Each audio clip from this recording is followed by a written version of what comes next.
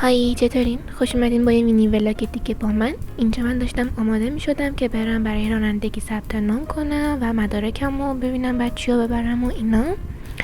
و بعدش هم رفتیم دنبال داداشم که از مدرسه بیاریمش. اینجا هم داشتم یکم زبان تمرین می کردم. اینجا هم که برق رفت و داشتیم میپختیم از گرما. ساعت فکر کنم 1 رفت تا 3. این یخمک‌ها خیلی خوشمزن.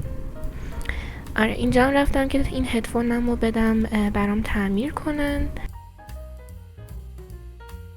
بعد برگشتم خونه، حوصله‌مون سر رفته بود. نشستیم پای این پرونده قتله و خیلی وقت داریم حلش میکنیم ولی انقدر سخت بود که نتونستیم کامل حلش کنیم.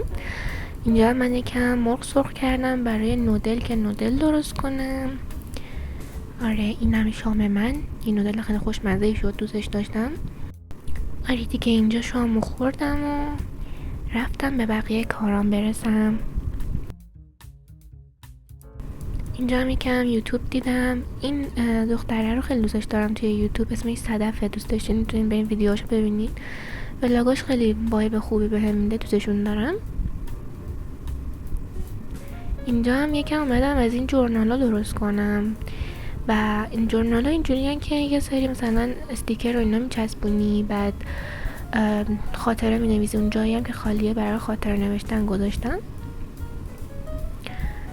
اینجا هم چند تا از چیزای قبلی که درست کردم بهتون نشون دادم، مال خیلی سال پیشم ولی دوستشون دارم. خیلی براشون زحمت کشیدم اون موقع، یادمه.